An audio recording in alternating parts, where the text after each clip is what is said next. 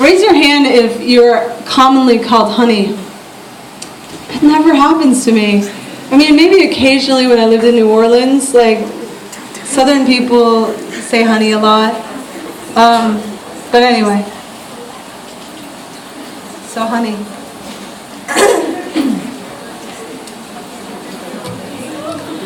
She keeps her makeup in a ceramic bowl of bullets beside a jelly jar full of gardenias and an old dresser in Mississippi where outside tomato plants grow in the bellies of old boats, and she carries a knife just in case she finds something she wants to carve her name into. I swear to God, if I had an Adam's apple, I would tell her to peel it and take a bite.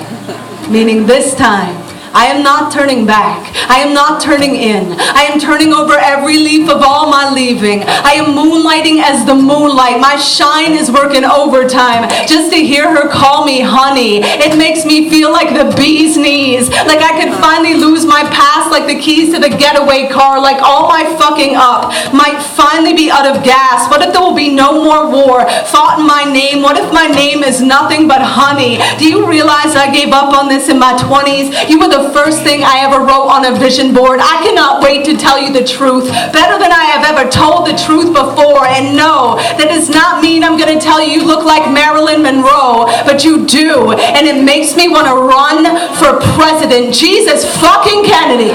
Do you have any idea how gorgeous you are when you're tripping? Literally tripping. I have never met anyone more clumsy. You walk into a room and turn every head when you crash to the floor, and I'm like, that's my girl. That is my girl with a busted lip. And no, she's not embarrassed. That's a sunburn she already had from my moonlight. Now, bring me a Shirley Temple. I'm going to trampoline every inch of cement in this town, and she's going to teach me how to bounce back, mixing her Southern polite with her New Orleans fuck off honey. I want to hear every story about your whole life. Tell me again about your ghetto blaster birthday cake. Tell me again how you're a master pumpkin carver. Tell me again how you've never ever been to therapy. Why does that turn me on? You have a friend who tattooed the words "you wish" on her ring finger. I have a friend who pulled out her tampon in the streets of Manhattan and threw it at a misogynist cop. We are perfect for each other.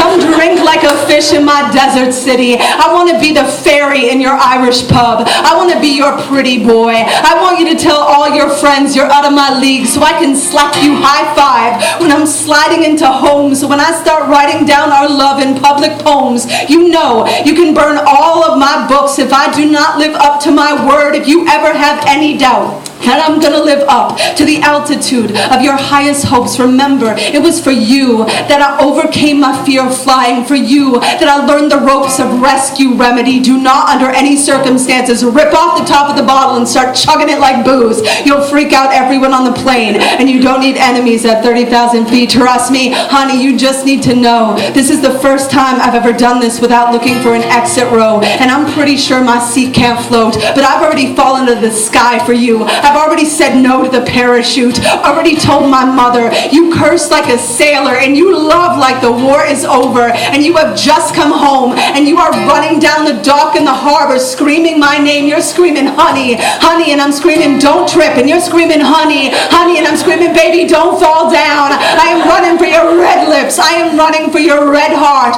with my red heart, red as a Mississippi sunset. Honey, honey, honey. Thank you.